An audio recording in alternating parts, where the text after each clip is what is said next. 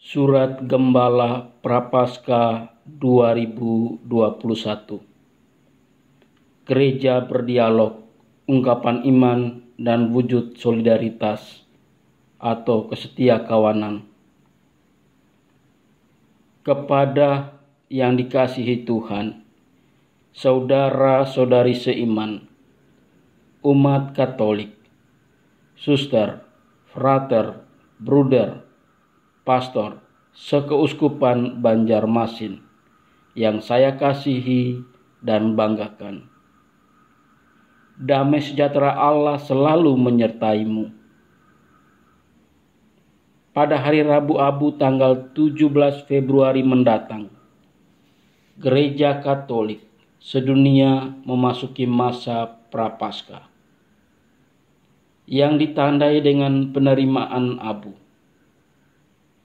Masa yang biasa disebut retret agung itu ditandai dengan puasa dan pantang, dengan berbagai ungkapan dan perwujudannya.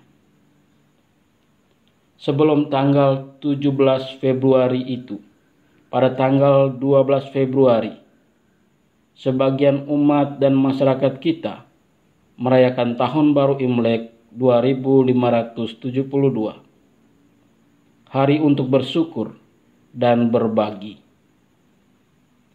Menyusul hari Minggu 14 Februari, peringatan Santo Valentinus, yang oleh sebagian orang lebih dikenal sebagai Hari Kasih Sayang, Valentine Day. Bersyukur kepada Tuhan. Berbagi sebagai wujud kasih sayang terhadap sesama adalah makna terdalam laku tapa, puasa, dan pantang. Komisi Pengembangan Sosial Ekonomi Konferensi Wali Gereja Indonesia, PSE KWI, mengusung tema Semakin Beriman, Semakin Solider, Membangun Ekonomi Solidaritas sebagai tema aksi puasa pembangunan 2021 se-Indonesia. Sementara itu, dinamika pelaksanaan arah dasar Keuskupan Banjarmasin periode kedua, tahun kedua 2020 sampai 2024 menetapkan tahun 2021 ini sebagai tahun gereja berdialog. Gereja Katolik Keuskupan Banjarmasin, Kalimantan Selatan membangun, mengembangkan, dan mewujud nyatakan diri sebagai gereja dialogis yang terbuka bagi siapa saja dan menyapa semua orang dari berbagai suku, agama, budaya, dan latar belakang di Kalimantan Selatan ini. Melalui dialog itulah solidaritas, rasa setia kawanan dengan semua orang diwujudkan dalam berbagai bentuk hidup bersama dan bersesama. Tema APP 2021 Gereja Keuskupan Banjarmasin adalah gereja berdialog, ungkapan iman dan wujud solidaritas, kesetia kawanan. Bacaan Injil pada hari Minggu biasa yang ke-6, tanggal 14 Februari 2021, menyediakan pedoman untuk mendalami tema tersebut selama retret agung ini sepanjang tahun 2021, bahkan pada tahun-tahun mendatang. Pada zaman Yesus, seorang yang menderita sakit kusta dianggap najis, dinyatakan najis oleh imam atau pejabat agama, dijauhi dan diasingkan oleh masyarakat. Untuk menandai keadaannya itu, pakaiannya dicabik-cabik dan rambutnya terurai, dan agar dijauhi oleh orang lain yang sedang melintas, ia harus memperkenalkan diri dengan berseru, "Najis, najis. Sebagaimana yang tertuang dalam Imamat bab 13 ayat 44 sampai 46 dalam bacaan pertama. Melawan peraturan agama dan kelasiman masyarakat, orang kusta dalam Injil hari ini, Markus bab 1 ayat 40 sampai 45, berani mendatangi Yesus, berlutut di hadapannya dan memohon kerahimannya. Ia menyapa Yesus, "Kalau engkau mau, engkau dapat mentahirkan aku." Sikap orang kusta itu menyentuh Yesus pada inti kepribadiannya. Ia mengulurkan tangannya ke arah orang itu, menjamah dia dan menyembuhkannya. Yesus menjamah seorang najis yang bersentuhan dengannya saja tidak diperkenankan oleh hukum. Melalui jamahan itu, Yesus menghancurkan hukuman mengerikan yang ditimpakan pada orang itu, diasingkan dari keluarganya, dan oleh komunitasnya disingkiri dan dijauhi. Tak seorang pun dapat berbuat demikian kecuali Allah. Kuasa Allah hadir dan bekerja dalam diri Yesus. Bagi orang Yahudi, nama Allah ialah kehadiran dan solidaritas. Aku adalah aku atau bagimu. Keluaran bab 3 ayat 14. Dengan menjamah orang kusta itu, Yesus menunjukkan kehadiran dan kedekatan Allah dengan manusia. Sesaat saja lenyaplah dari dunia sekitar Yesus kegelapan yang diakibatkan oleh iblis dan kuasa kejahatan lainnya. Dengan menjamah orang itu, Yesus menegaskan bahwa kerajaan Allah sudah hadir di tengah-tengah manusia. Semua orang diundang untuk menjadi warga kerajaan Allah. Waktunya telah genap. Kerajaan Allah sudah dekat, bertobatlah dan percayalah kepada Injil. Markus bab 1 ayat 15.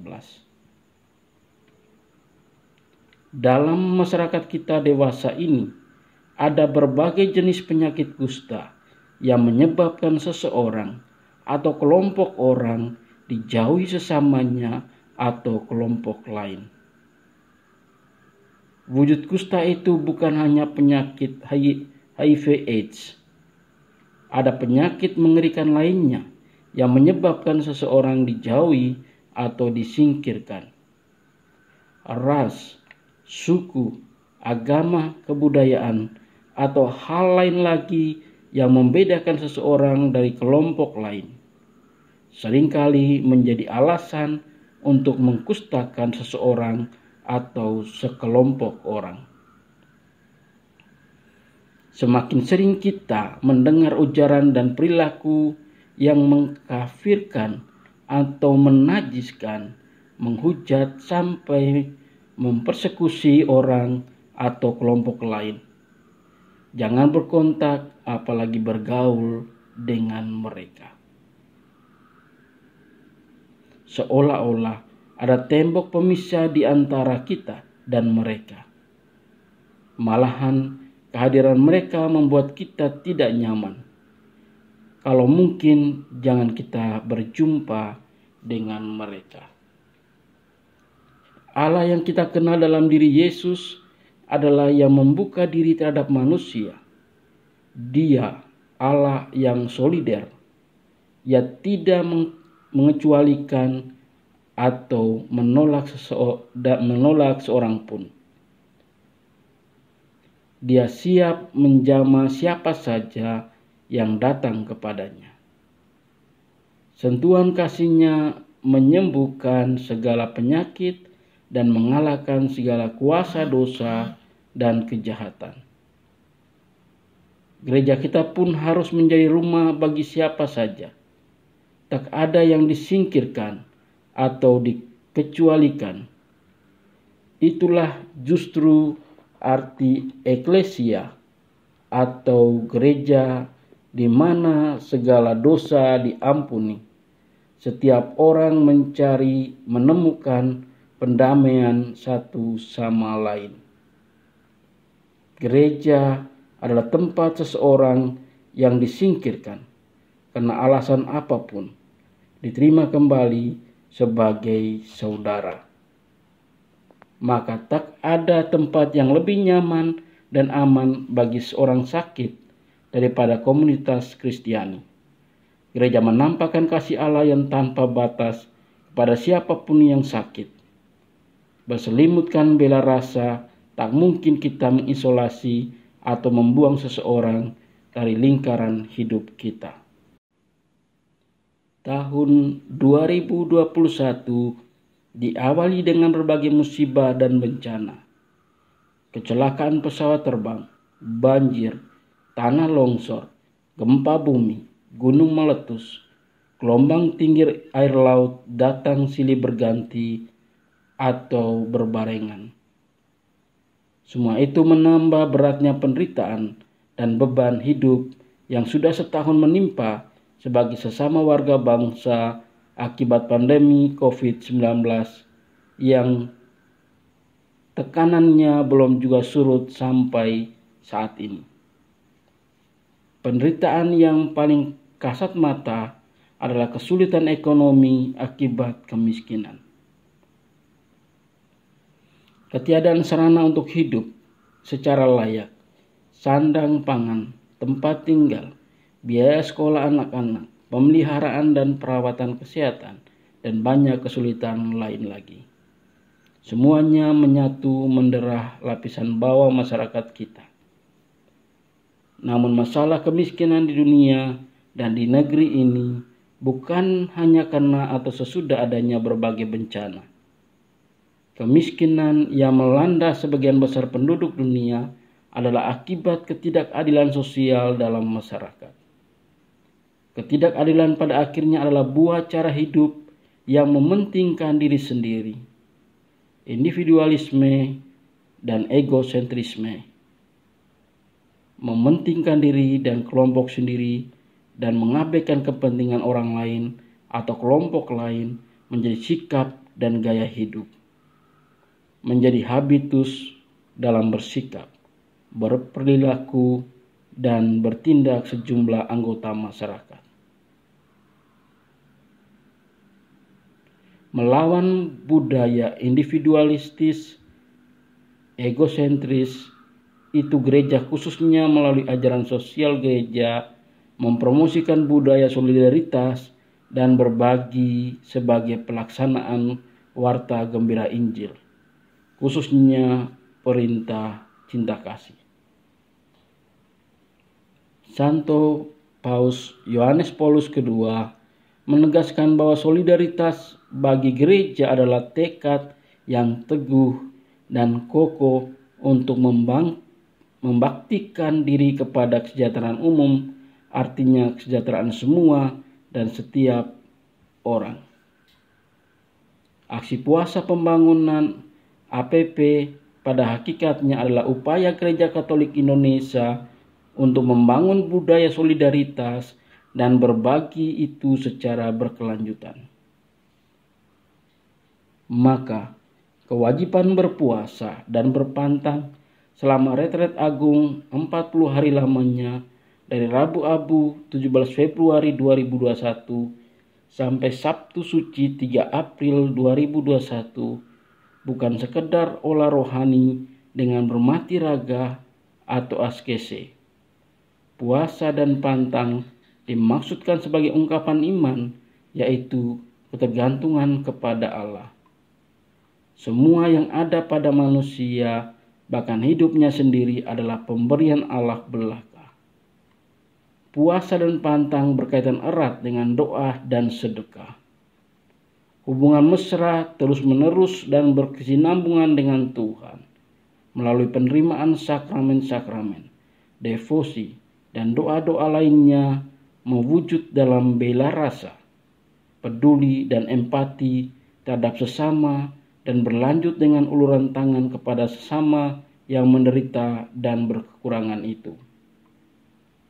Berpuasa dan berpantang menurut kitab suci berkaitan dengan 3 relasi dan sikap dasar manusia, yaitu terhadap diri sendiri, mengendalikan nafsu makan dan minum, serta kecenderungan ragawi lainnya. Terhadap sesama, rela berbagi khususnya dengan sesama yang berkekurangan. Dan terhadap Allah, pemilik dan pemberi segala sesuatu, bersyukur, berbagi, dan menjadi berkat bagi sesamanya.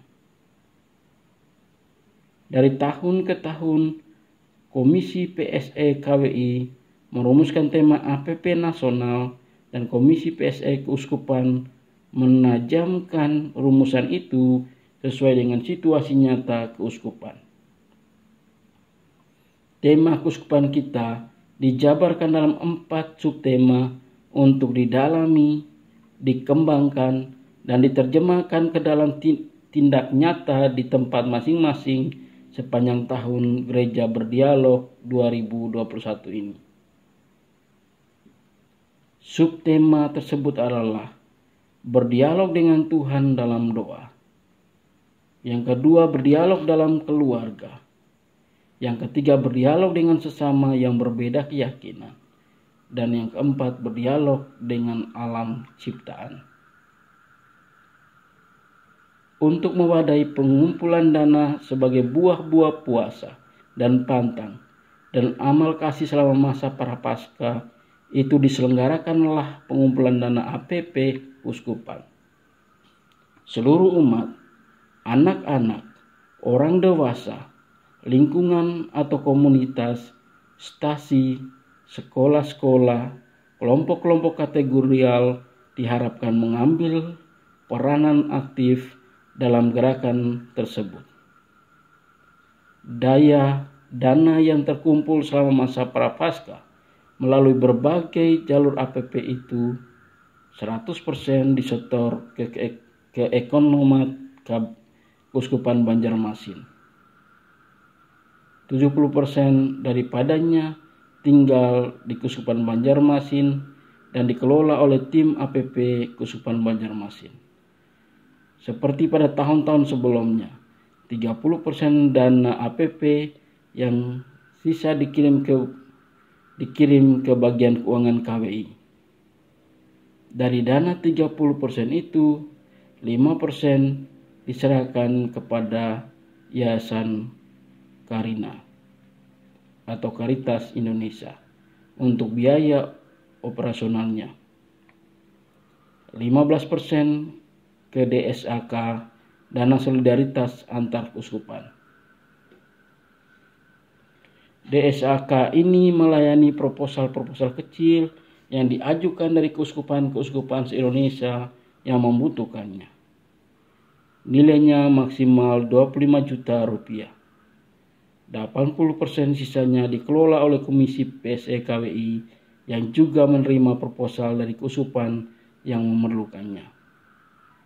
Seperti tahun lalu, pada tahun ini pun sebagian besar dana APP, baik pada tingkat keuskupan maupun paroki dimanfaatkan untuk menanggulangi dampak pandemi COVID-19.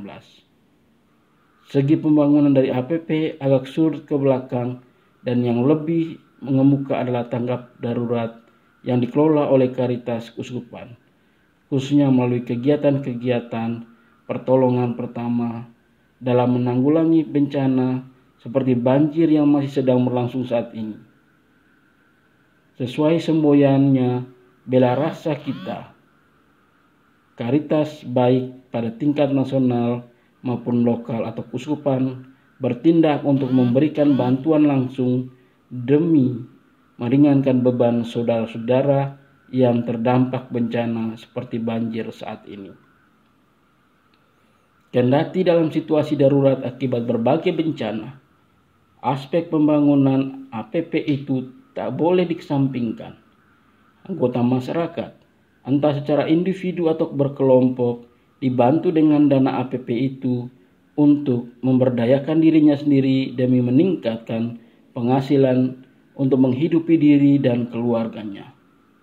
Maka dalam tahun gereja berdialog ini, umat di bawah pimpinan para gembala setempat diajak untuk mencari jalan-jalan terobosan demi pemberdayaan masyarakat yang bercirikan solidaritas dalam kerjasama umat dengan kelompok-kelompok lain.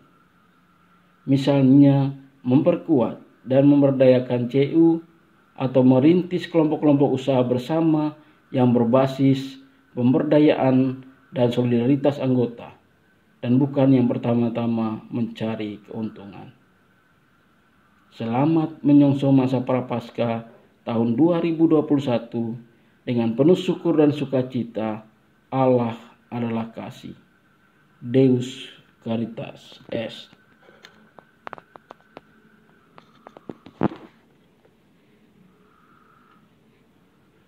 Banjarmasin,